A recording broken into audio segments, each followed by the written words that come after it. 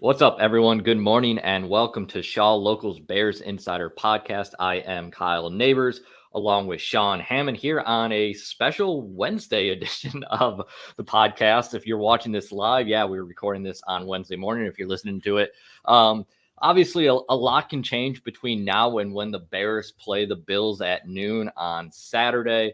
But with the holiday week, had to move the schedule around a bit. The podcast today will be a little bit shorter than usual. We got to get out of here between like 10:15, 10:20. Sean has to get over to Hallis Hall up in Lake Forest for practice today and get you guys all the news and notes out of there. But Sean, I mean, let's start with the fact, and let's start with the fact that anyone going to the game on Saturday, and it's to the point. I don't want to just talk about weather just to talk about weather, but when the coaches are being asked about it, when players are being asked about it, the conditions on Saturday have the potential to be as extreme as you're going to see during an NFL game. Yeah, it's pretty significant. I was just checking before we hopped on here. The latest I saw was highs on Saturday around 9 degrees. Wind chill is going to make it feel a lot colder than that. It looks like there could be gusts up to 40 miles an hour. And when you're talking about Soldier Field on the lake, that is a recipe for an ugly game and a certainly not a fun situation to be sitting out in if you're going to the game, if you're a Bears fan. It's going to be cold and it's going to be windy, and the snow should be done by then. I don't think that's going to be the issue, but cold and windy coming up here.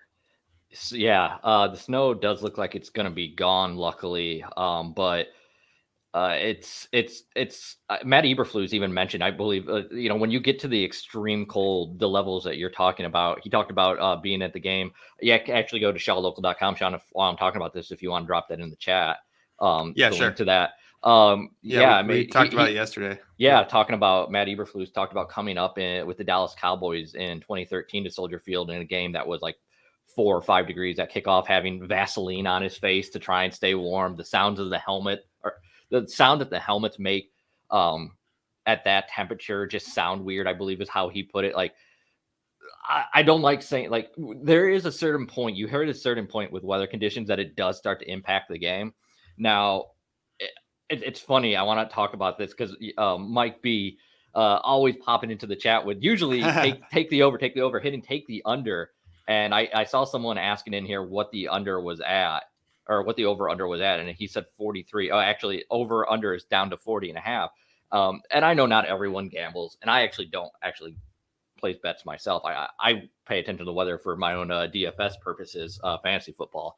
But like, what tends to happen is people overreact to weather conditions early in the week. Like, if anyone watched the game on Saturday with Buffalo, like early in the week, it looked like that that snowstorm, the lake effect snow that Buffalo did get, but it was over essentially, or it stopped during the game, and like the total plummeted, and people then started pounding the over when they realized the conditions had improved.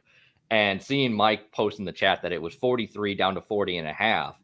If you are a sports bettor, pay attention to the weather. Like, this storm system is moving quicker than originally anticipated. Like, it might not actually be as bad on Saturday as we're thinking, in terms of like, if the snow is going to be gone. The question is if the wind drops down, Sean, and like that's going to have a big impact on this game.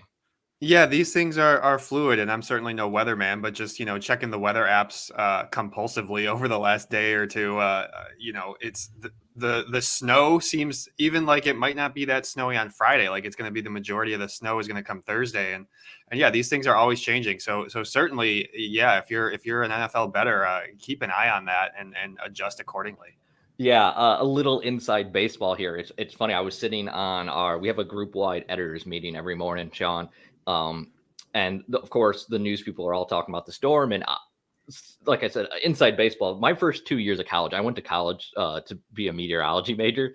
So like, I was chiming in yesterday, and it's kind of funny. So like, when I turn into a weather nerd on the podcast here, that's why, because I kind of have a background in it and I find it interesting, but also I love when it kind of overlaps with my job currently with sports.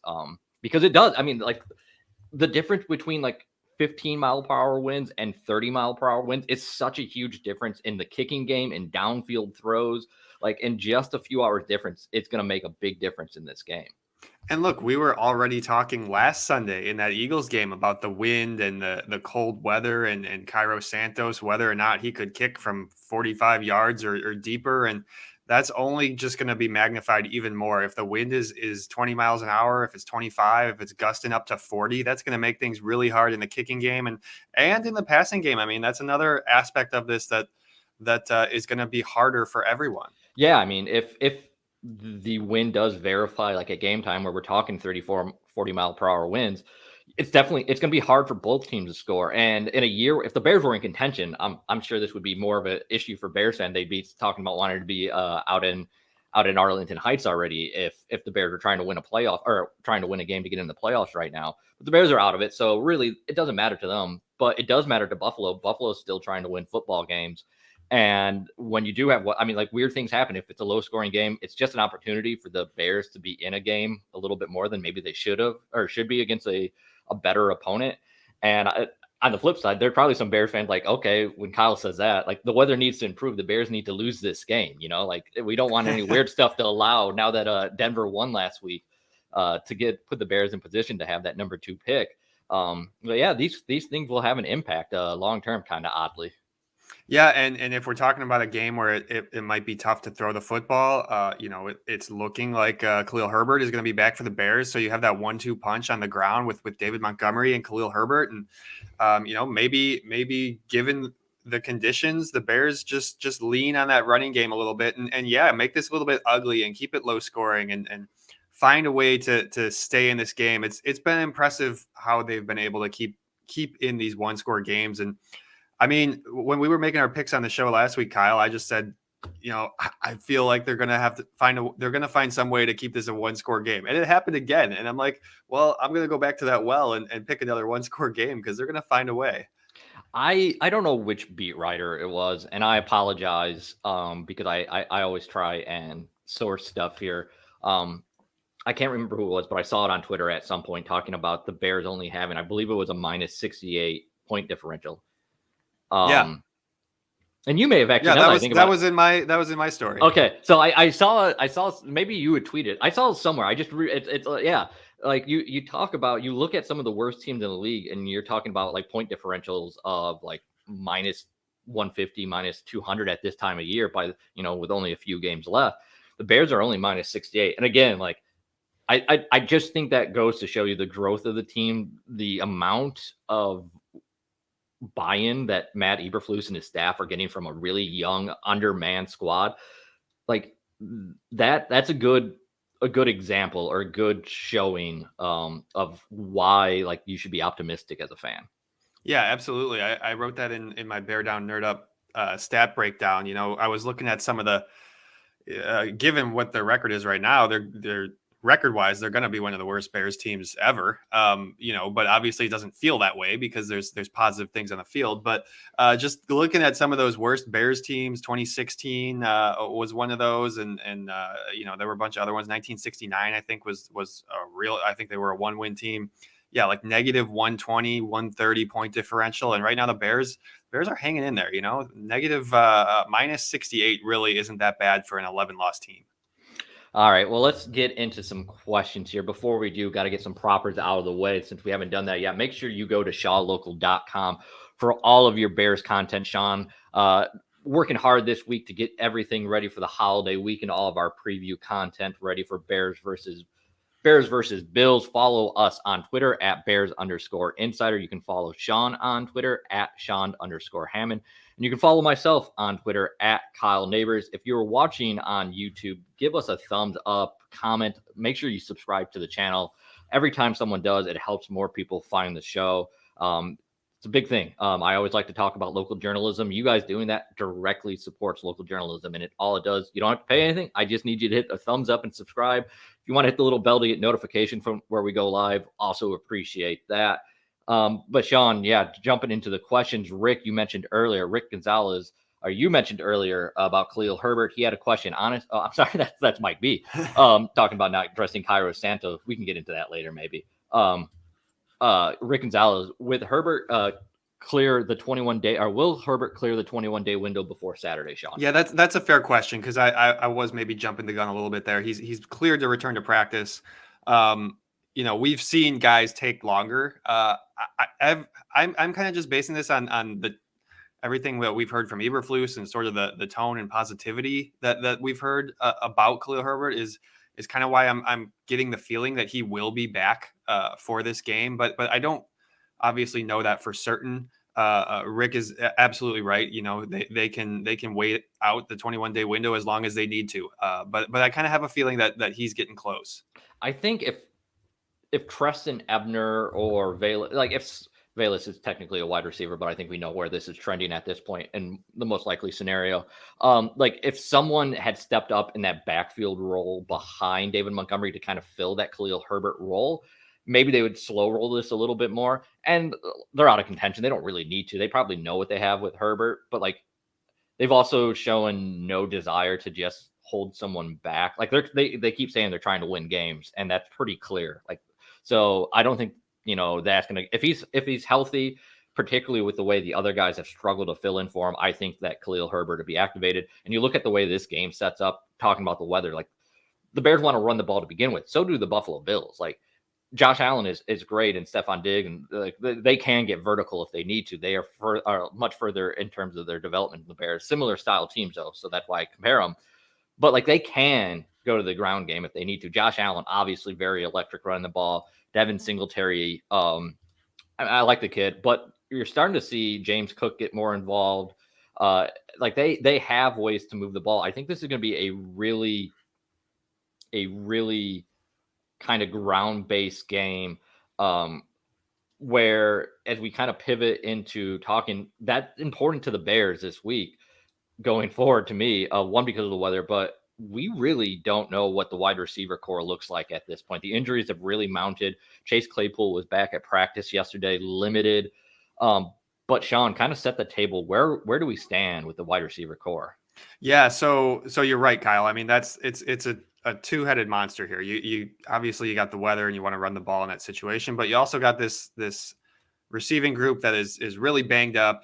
They were obviously not at full strength last week against the Eagles. Claypool, and you know what, I should preface this by saying that Tuesday's practice was a walkthrough. It wasn't a real practice. This is more of an estimate based on how guys were feeling, but the Bears said that Claypool would have been limited if it was a full practice. He's still dealing with that knee injury from the Packers game.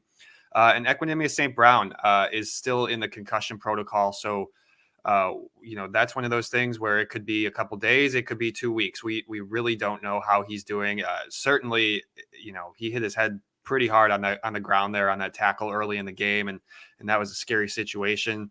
I would guess, I think a lot of the times these take a little bit more than a week, but it's really up in the air. So yeah, you're dealing with another banged up receiver group. Hopefully, Claypool is trending in the right direction and they can get him back this week, because they really need him. You're talking about a group that Byron Pringle and Velus Jones and Dante Pettis and it's just really hard for Justin Fields to throw the football when he's having to throw to these guys who are really supposed to be down on the depth chart and shouldn't be getting the number of snaps that they're getting. You see that really, like, obviously Claypool and Mooney, top two guys gone. And I don't think anyone here is going to be singing the praises of Equanimeous St. Brown, but of the other receivers, maybe part of that is because like you had a guy like Byron Pringles missed a lot of time, but Equanimeous St. Brown has been the guy you've seen show up the most in terms of making plays. He was the guy that made the first play in that game. I think clearly the plan was to have him more involved in the offense on Sunday. That went out the window. And after that, you didn't really see a receiver step up, which is concerning, but it's good that you have the potential to have a guy like Claypool back. Did you mention N'Keal Harry? No, I don't think I did. So yeah, he missed the game with the back injury. I'm not quite sure. He was a full participant yesterday, but I mean, he was a full participant all of last week too. So him being inactive was a surprise to me because he practiced all week. And so I imagine he's close, and I imagine that he'll go this week, but we don't really know. Yeah, that would certainly help getting these guys back. I'm trying to piece it together here and look at the chat where I wanted to go because Rick had a follow up. Where's Komet been with all the injuries at wide receiver? Why has Komet not been getting more targets? Sean, I'm going to go ahead. I'd like to start with this one because Sure, yeah. I think there's two things. One, I mean, because of I think the injuries both at wide receiver and offensive line is altering the way the Bears are operating their offense. You saw that with the uptick in run from Justin Fields last week. That's partially also because he was another week healthier coming out of the bye from that shoulder injury. But they're limiting, the amount that they're throwing to begin with. And the other thing is I mean, Sean, another thing you had in your piece yesterday, Bear Down Nerd Up, was talking about the Bears having the highest sack percentage or sack rate per drop back since the 2002 Houston Texans. Their very first year. I think everyone remembers David Carr getting pounded that entire first season. It was like 70 something sacks. Yeah, I mean, it was comical. And so like that was more of like the old school, like they still were dropping him back 40 times a game. Mm-hmm. But you saw that, I mean, they did not throw the ball a ton on Sunday this past week, despite the fact that they were behind there. And when they did, Justin Fields still took 6 sacks, 5 in the first half. And there were a lot of times, like when we say like Justin Fields took a sack, like last year, there were times he was holding the ball too long. And that is occasionally, there was at least one I can remember offhand where I was like, Justin, you got to get rid of that ball quicker, man. Like that can't be a sack. But there are several times a game where before he is able to complete a deep drop, someone has already come free and is in his face. And like the issues with the offensive line are real and they're not going to get better immediately. So that impacts how often you are taking those shots downfield. And I mean, in general, using the passing game, Sean. So yeah, I mean, all that contributes. Like Cole Kmet is limited because of all that coming together. Yeah, and what you see, or what you saw, at least specifically in the game on Sunday, was Cole Kmet caught 4 passes for they were all relatively short. I think he finished with like 20, 25 yards or something like that. And yeah, with all these receivers down, you would hope that you're going to Kmet down the field and pushing it down a little bit, but sometimes it's harder. You're right. You're absolutely right. And they lost Tevin Jenkins in that game. That's not a small thing. He's one of their best linemen. I know he's not at the tackle spot, but you're still talking about a position where you have a weakness there. And Michael Schofield stepped in and sure, he's a fine backup, but he's not a part of your ideal plan in that situation. And certainly, if Tevin's out this week, Schofield will have a whole week where he can, rep with the first team. But, man, a lot of injury news this week. Another thing that I didn't mention is Tevin Jenkins was back at practice yesterday, in a limited capacity. So that's really promising news, especially considering how scary that situation was. Anytime you're bringing somebody out on a stretcher, that's just, awful, and you don't want to see that. And you start to think the worst. And so the fact that he is returning to practice this week and could potentially, be back and ready for this game, that's really, really good news for the Bears. And it goes back to what we're saying. It's really good news for that offensive line. So we talked about it on Monday about the potential of it being a stinger. And to me, that just, we're not going to get the injury from the Bears. What was he listed? He was listed. It's a neck injury on the injury report. So when we talked about it, like I said, when you look at the replay, how it played out, and now that he's already back at practice, I'm pretty comfortable saying that it was a stinger. Like everything points in that direction. So yeah, if that is indeed the case, he will have a chance to play this weekend. I'll be interested to see how the Bears phrase it the next couple of days, the next 48 hours, because you can get a sense from that. And that's where I want to go with this. There is Matt Eberflus, while he doesn't give you a ton, you can read the line. We're starting to get a large enough sample size to kind of understand how he operates and what he's telling us. John, I know there was something that you hit on, or you noticed him saying about some a component on the offensive line. I'll let you get to that in a second. but I wanted to start out with someone had asked. God, it's great that we have so many questions in Yeah, here. keep them coming, guys. Yeah, I want to pop it up on screen so I can give you guys. But it was about. Mark. Mark had asked. Was it just me, or did anyone notice? I'm sorry. That's being pissed at you. Well, this is actually the comment, but it wasn't about the offensive line. Was it just me, or did anyone else think that Eberflus is pissed at Santos and Velus Jones Jr.? Pissed isn't the wrong word, or isn't the right word, or angry. I don't think that. But what I think, Mark, you were picking up on there is what is what I'm talking about. You're starting to be able to sense who Matt Eberflus is as a coach. Less so on Santos. I think they're pretty confident that it's just a thing that Cairo Santos is going to get through. I do think. And I guess the thing there is it's harder to tell because it's not like you're benching or cutting a kicker or every week or something like that. It's easier to say, okay, Velus, didn't do his thing. We're going to bring someone else in. You don't have a backup kicker. Yeah. So maybe he is equally, but I think what you're seeing there is the frustration with how things are going with Velus Jones.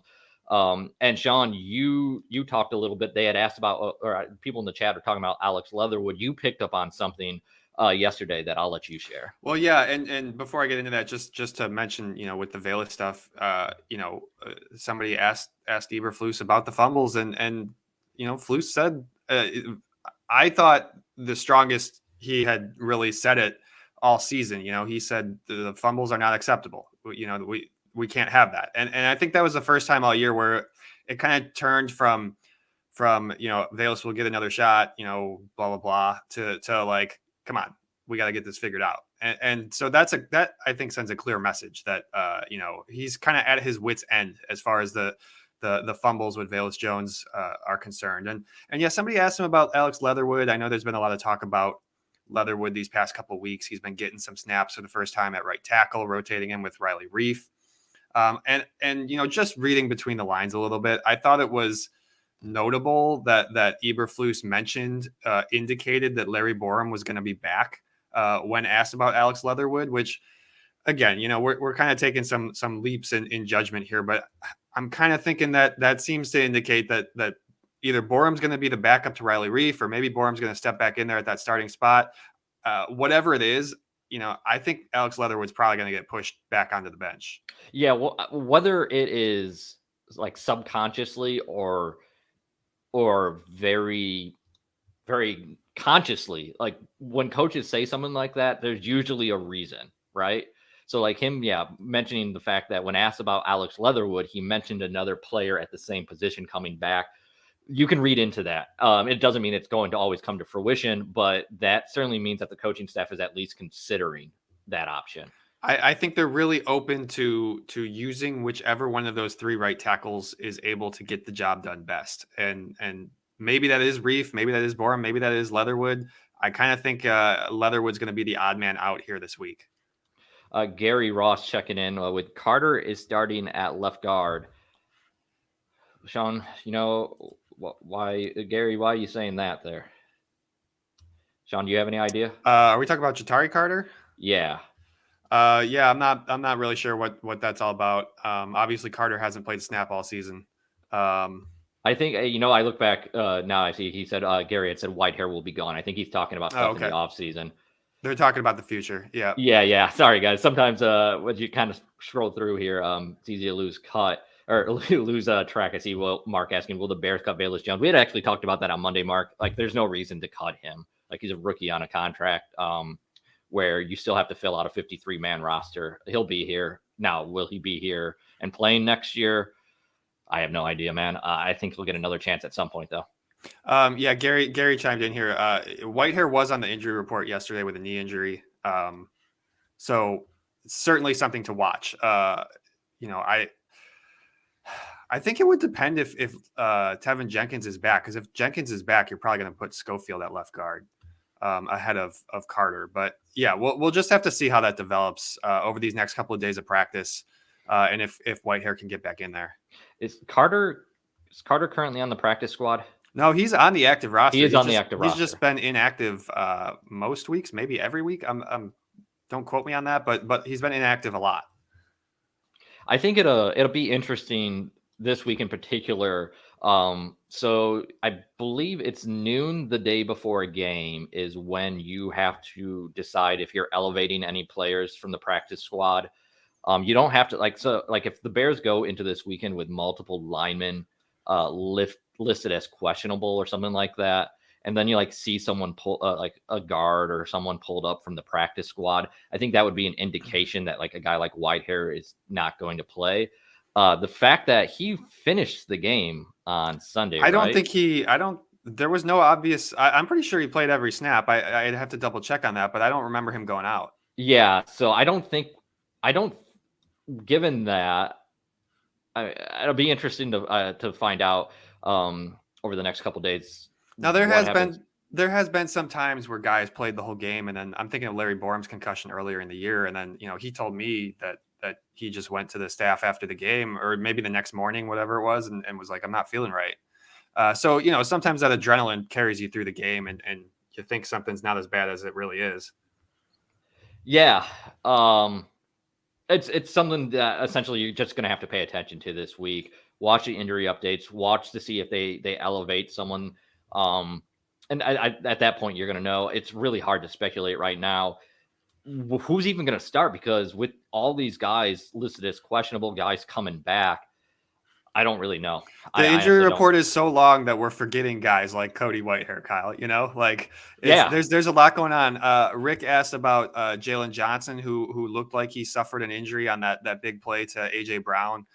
Johnson was a full participant. That is a rib injury. He also apparently has a finger injury, but I would imagine that's not that big of a deal. What was his injury earlier in the year? Was it an Yeah, you oblique? know what? And they're calling it a rib injury, but he told us it was more of like an abdominal thing. Okay, and wasn't that what he was He dealing with? was Like, dealing with something similar earlier in the year that I think they called an oblique. They always call these things, what oblique, rib, whatever. Like it might not be exactly what they say it is. yeah. In those situations. But he was a full participant yesterday, so I think that's a good sign. Obviously, you're going to need him against Stephon Diggs. Oh God. Yeah, if Jalen Johnson is out, you better be, if you're the Bears, you better be hoping for those 40-mile-per-hour wins, because if Josh Allen is able to get the ball downfield easily enough to Stephon Diggs with no Jalen Johnson, it's gonna be a really long day. Because I mean, you look at the fact that pretty much anyone you talk to that watched the Bears game knows that secondary actually played pretty well against AJ Brown and Devonta Smith, despite the fact that they both ended up having big yardage totals at the end of the day. I can't imagine what things would look like with Jalen Johnson out and Stephon Diggs running back there, with the way the Bears are just unable to generate any pass rush currently. No, I mean it's pitiful. 17 sacks at this point in the year. The sack rate is second worst in the league. Joe Thomas with your only sack on Sunday, and Jaquan Brisker still leads the way with 3 sacks. You don't want your safety leading you in sacks this late in the year. That's fine if it happens week 1, week 2, but yeah, we've been talking about it all year, but it's not good. That's clearly one of those high priority things they have to address in the offseason. Kyle, I'm going to bring this comment up from Rick. Where is Vildor? And I think that got a little bit overlooked with everything that was going on, and maybe because it's a little bit, you're talking about your 5th DB, people don't notice that as much. But yeah, Jalen Jones was playing over Kindle Vildor on Sunday. Vildor was healthy and dressed. He just wasn't out there. And so I think that's notable. I haven't had a chance to talk to either of those guys with everything that was going on after the game. I mean, the stories we were chasing were elsewhere, but the locker room's open today, and maybe I can figure out a little bit more what's up with that. And it seems to me that they've kind of just like what Jalen Jones has been doing this year. Jalen Jones has performed pretty well when given the opportunity. Kindle Vildor, it's interesting that we're finding him on the outside looking in potentially again here, because that happened last year, early in the year, where he was benched. He ended up kind of working his way back late in the year, performed well, and actually got off to a pretty good start this year. He's been a divisive player within, the Bears fans community over the last couple of years. And the fact that it would certainly appear, at least for one game, that he was benched again in favor of Jalen Jones. At some point, you start to think, like the guy is running out of chances in Chicago. It could be that he was coming off that ankle injury, and it could be that they could use him in a pinch. That would be why he would be dressed, but they don't want to. That could also just be another explanation for that, which maybe that's the case. But yeah, he obviously didn't play. He's been dealing with that ankle for a few weeks now, and so it's hard to say, I guess. Yeah, that's a good point. I think Gary pointed that out too. Yeah, going back to the injury list. Was he listed? Was Vildor listed as questionable going into that game? I can't remember. I want to say yes. Okay. Yeah. All right. So yeah, I think I don't remember him being on the list, which is why I think I forgot about him. But if he was listed as questionable, then Rick, I wouldn't read too much into that. I would say that it's more likely than his ankle wasn't 100%, and they just wanted to either give him some time, or they said, let's give a rookie another chance. He's performing well, and not rush Kendall Vildor back out there. The other, one other injury that we didn't really mention, Kyle, is Jack Sanborn is done for the season, unfortunately. Yeah. That ankle, and I don't think it's that serious. I think if there were more games, he would be back. But you're talking about only 3 weeks, and if he's got to go on IR, that means he's done for the year. But I mean, he did a heck of a job stepping in there after the Roquan Smith trade, and while he wasn't necessarily like a Pro Bowl level player, he was really good for an undrafted rookie who you really didn't know what you were going to get from him, and I think that's a spot where the Bears can feel like they found something for a really good value. They have, in a couple places in late rounds. We got into the other day about Ryan Poles and some of the issues and concerns that we might have with him long term, particularly when you start looking at that draft. And there are some good things in it, some bad things in it. But when you look at the back, or you talk about like undrafted free agents, finding Jack Sanborn, no matter what we think of Ryan Poles overall, finding Jack Sanborn is going to help this rebuild, because I mean, that certainly looks like a guy that you can go ahead and plug in at a linebacker position that you're desperately need to upgrade. We talked about Jalen Jones, a late draft pick there, that maybe he isn't a big time boundary starter for you. But if he's a guy that you can actually find a late round pick that settles into that nickelback position, like that would be big actually. So there is a couple of things that maybe you can chalk up to Ryan Poles, or if you want to be, Mike, I can already feel Mike be about to chime in saying no credit for Ryan Poles there, but whoever you want to give credit to, there are a couple either late round picks or undrafted guys that at least you can say that they found this year that you can feel good going into 2023 with. Yeah, there's some positives to take from this outside of just Justin Fields, and obviously that's always going to be the big one, but you know what?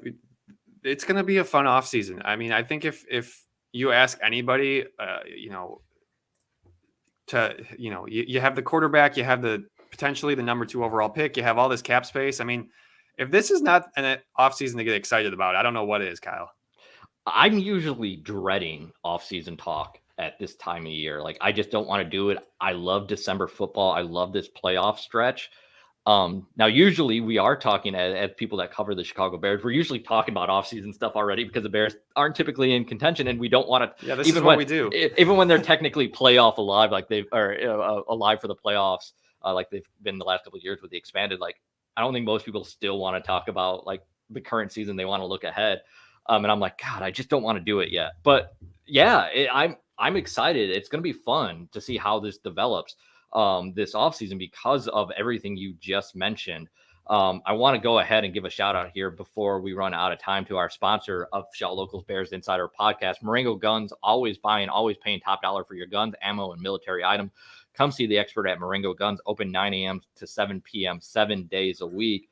And, there's a lot of talk in the chat right now about Velus Jones. And as I mentioned about finding a couple guys late, the flip side of that is Velus Jones, as we were mentioned earlier, really struggling Mark had said, "I'm sorry, but I haven't seen enough of Velus Jones. I wouldn't dress him for the rest of the year." He says I have seen enough. Oh, I have seen enough. Yeah, I'm sorry. I have seen enough. I thought I'm going with like I haven't seen enough good to justify dressing him is what I was thinking in my mind there. And either way, I agree with you. You saw that earlier with Velus being inactive on Sundays. If guys like Chase Claypool and N'Keal Harry are able to go this week, I think that pushes Velus Jones back into the range of potentially being inactive. The St. Brown concussion, I don't expect him to be cleared in time. I don't know that, but like it's hard to get cleared for a concussion in the NFL for a Sunday game. A Saturday noon game makes that even worse. So that's one spot that might keep Velus Jones active. I know some people had talked in the chat about Nasimba Webster getting a chance. Is there anyone else that you would go ahead and think could potentially bump Velus Jones back to inactive, Sean? I don't see. I would be surprised if they pulled up Webster and made Jones inactive. That just wouldn't make a whole lot of sense to me. You're talking about right now. You got 6 receivers. We're assuming.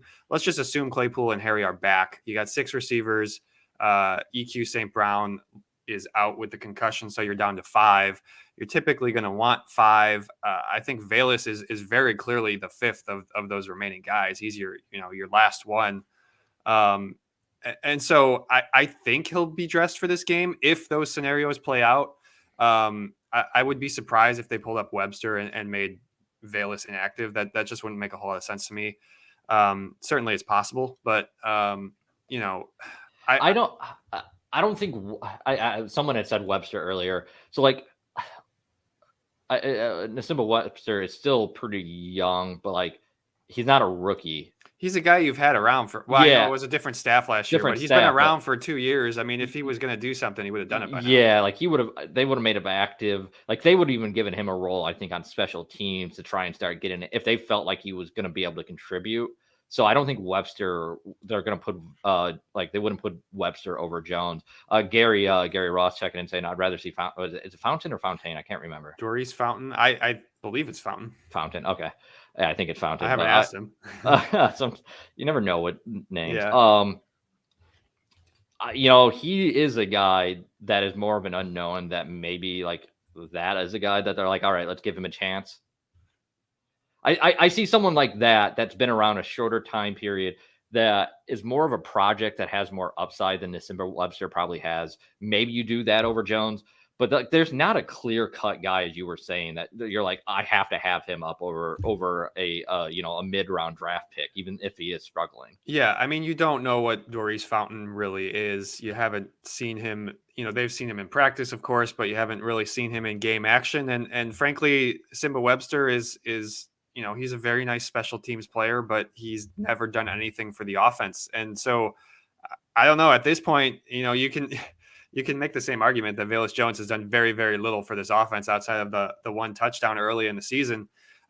You're talking about 3 bad options at this point, Kyle. Yeah. You know what they could do?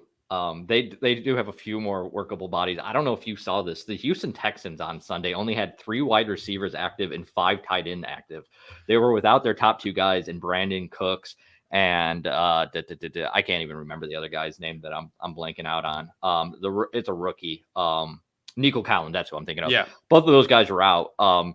So instead of just running a bunch of extra bums out there, they just decided, and it's a bit of a different scenario because they're running out Jeff Driscoll and Davis Mills, like rotating at quarterback right now, and you have Justin Fields.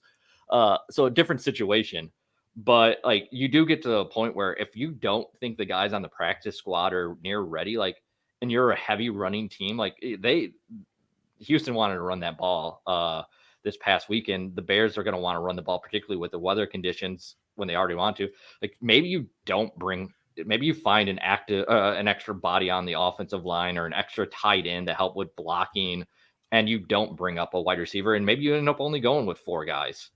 Well, I mean, certainly with this weather situation, I think that is while I don't necessarily think that's likely, anything goes when the weather gets weird. And yeah, if that's we saw last year what the Patriots did against the Bills in that game where they only threw the ball like 2 times or whatever. I don't expect anything that drastic from Justin Fields and this Bears offense, but you do what you got to do to win the game. And Matt Eberflus talks about that all the time. They're trying to win the football game. If that means bringing up an extra tight end or an extra lineman, sure, why not? It almost worked for the Texans against the Chiefs. Yeah. The more we talk about it, and it's only Wednesday, so it's like we're literally doing this as I'm still trying to figure out the game. Like when we do this on Friday morning, by then you kind of have an idea. But with so many injuries and stuff, and with the weather looking the way it does, the more we talk about it, Justin Fields obviously just became the third quarterback, fourth overall. Lamar Jackson's done it twice to reach 1,000 yards, closing in on that rushing record. This feels like a game where Justin Fields is going to run the ball a lot. Like, keep it on the ground, utilize, particularly again, this is another matchup where Buffalo isn't quite as good as rushing the passer as what you saw out of Philly, but they still can get at the quarterback. You saw the Bears use that zone read quite a bit in that game to try and slow down those pass rushers. I think this is another scenario, and they probably lean on even more than we saw last week. Yeah, I mean, I certainly could see that. The Justin Fields, I know they played I know the Bills played the Ravens earlier in the year, but Lamar Jackson hasn't been running like Justin Fields has, not the volume of running this season. And also Lamar's been hurt, so that's kind of hurt his yardage. But Justin Fields is kind of a weapon that the Bills haven't really seen before. And it's funny, Justin brought up that preseason game last year. I think it was his very first preseason game where he got popped in the helmet and his helmet went flying. Do you remember that, Kyle? He missed a blitzer or didn't make the right adjustment, whatever. It was his first game as a preseason. He's like when I think of the Bills, that's what I think of. And certainly he is a much different quarterback now than he was way back then. Yeah, and then really I got distracted here. Sorry. There was something about wide receivers. Okay, so this is where we're going to end it. We're running out of time here. We got to get you out of here, Sean, in about the next 5 minutes or so. I'm going to go ahead and move this up, or I'm just going to go ahead and quickly hit on Ryan Poles here as we're running out, because Dr. Earl had said, how confident are we about Poles picking wide receiver and running backs in or out of the draft? Sean, I'll start here. I get why you're probably asking that question with the way things have gone with Velus Jones and Treston Ebner, and I've certainly been pretty vocal about the fact that I thought the Bears needed to address wide receiver in the second round of that draft, and it's concerning that he didn't feel the same way. With that being said, it's 1 year sample size, so I'm not willing to draw any conclusions, Sean. Yeah, I think it's just too soon. I mean, you can look at the list of running backs and receivers they've brought in since he took over. You're talking about at running back, Treston Ebner, Darrington Evans. You're talking about Chase Claypool, N'Keal Harry, Velus Jones, EQ St. Brown, Byron, literally all the receivers on the team besides Mooney. And so I think a lot of those, especially at the receiver position, some of those guys were stopgap measures. I wouldn't really read into it. I think this wide receiver position is going to look quite different next year outside of Mooney and Claypool, who are obviously going to be here and should be part of the plan.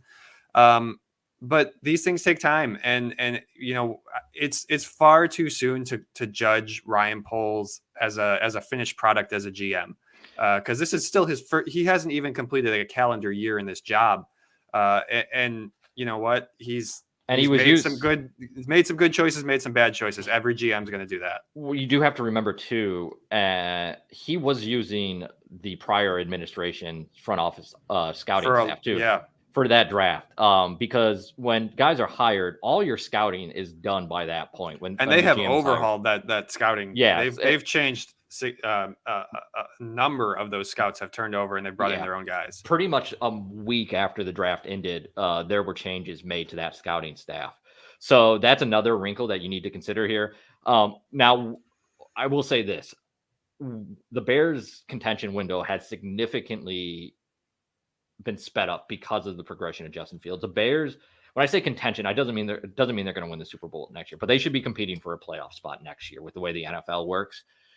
And if they're not, if they're struggling at wide receiver next year, or positions that the Bears try and address this offseason, and we find out that they haven't actually addressed them, like maybe they miss on a draft pick, maybe they miss on a big name free agent, that's when the concerns are really should start to creep in for Ryan Poles, Sean.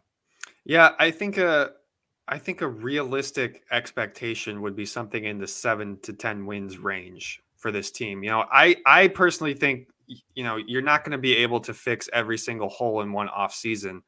But I don't see any reason why they couldn't fix enough holes to be in that around that 500 range, Kyle. I don't know how you feel.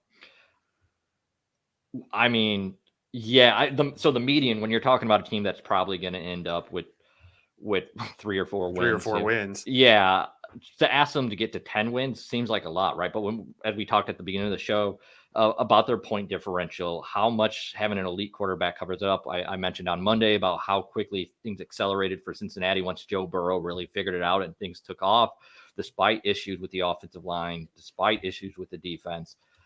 The Bears have that potential if Fields continues to progress, if the coaching staff is what we think it is in terms of being above average, pretty good, I think, at least. Everything can come together to where they can be a contender and potentially all the way to the Super Bowl next year. But I think the median projection probably should be 7 to 10 wins, as you were saying. Yeah, and I think, if you're talking like an 8-9 football team in today's NFL with the 7 spots, that is in playoff contention. You look at the Lions, they're 7-7, they're sitting right outside the playoff right now. And they're getting better as the season goes on. So maybe they end up 9-8, right? And they squeak into the playoffs. But they might be better than that 9-8 record indicates because they played better over the second half of the season. Now, and that's what I'm kind of saying. The thing there, though, is like that's with Jared Goff at quarterback. They got the other pieces around him. If you put those kind of pieces around Justin Fields, like you can super track this really fast if you do this correctly. And I know we got to get out of here, so I want to end it here. Someone had asked earlier in the show about DeAndre Hopkins and T. Higgins making trade for those guys. And we talk about the aggressiveness of this offseason and how to manage it. And the way wide receivers have been traded over the last few years, that is another way the Bears could potentially fast track this. And so I'm going to hit on those two guys specifically to wrap this up, Sean. DeAndre Hopkins, Mike B had actually texted me earlier in the week or maybe last week asking about if I thought trading for DeAndre Hopkins was a good idea. I'll say this quickly. I don't like taking on the contract. I don't like the age. I don't like the fact that he was suspended for PEDs. I don't know this for sure, but I've been told by people that are in the know with the Arizona Cardinals that it's a bit of a chucklehead. All that kind of makes me say I wouldn't want to have to give up, a first or second rounder to take on all of that. Someone had said T. Higgins.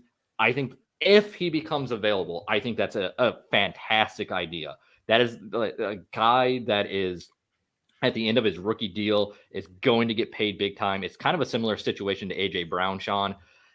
Now, a lot of that comes down to, can they afford to pay T. Higgins? Like Joe Burrow, you got the money there. You're going to have to pay Jamar Chase. Like there are guys on that roster that are going to get paid. Maybe they say T. Higgins is the guy that we're going to choose to trade now so we can pay other guys. If that's the case, yes, everyone talking about that in the chat, I'm absolutely on board for that, Sean. And yeah, that's why everyone's talking about this guy, because you can't pay everyone. You just can't do it in the NFL, especially with the size of the contract that Joe Burrow is going to get. We know he's going to get an absolutely monster deal. That's going to eat up so much of their cap space. And T. Higgins, he's the type of guy who you saw it when Jamar Chase was out for several weeks this season. I mean, he is a number one receiver who's just stuck behind a number one receiver who's better. And so, an impact wide receiver, he might be the best guy out there if he is available. We don't know if he's available. We don't know what the Bengals are going to do, but I would be all for that as well, Kyle. I mean, I think he is the type of receiver who can really elevate your receiving group.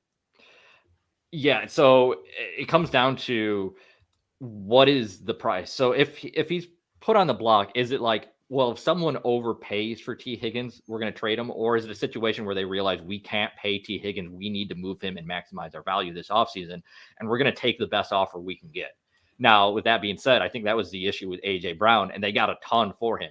I think AJ Brown is a better receiver than T. Higgins, but I do think T. Higgins is a number one receiver, has the upside to be a number one receiver. So it all comes down to cost. Like you have to do that cost analysis. Are you willing to trade your first round pick this year for T. Higgins? At the second overall?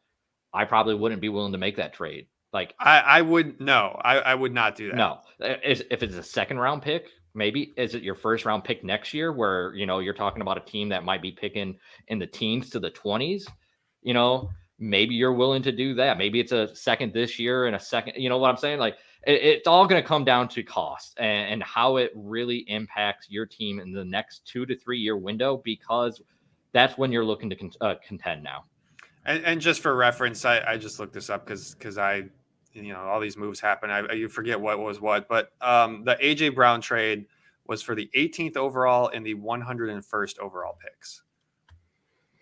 So yeah, I mean, I would that second overall pick, whatever it winds up being, second, third, fourth, is going to be so valuable in terms of trade down value.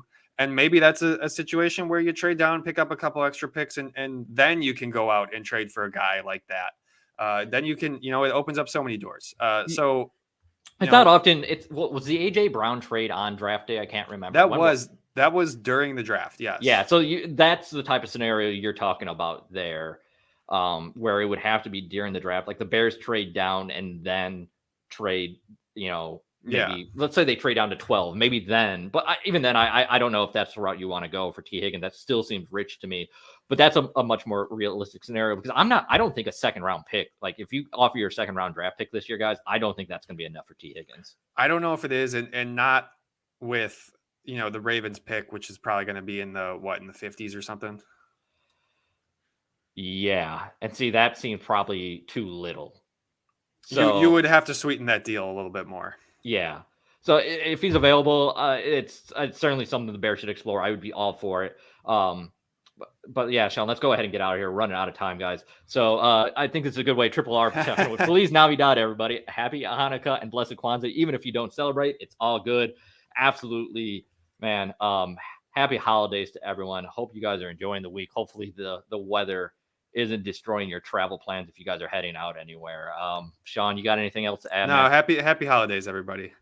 All right, guys. Thank you, everyone who joined us this morning. Kind of short notice. We weren't sure when we were going to jump on until yesterday, trying to figure things out with the holidays. So great having everyone here on short notice to see you guys. Again, enjoy the holidays. We'll be back with you on Monday to talk Bears, Bills. Stay warm, everyone. Enjoy the holidays. We'll see you next week.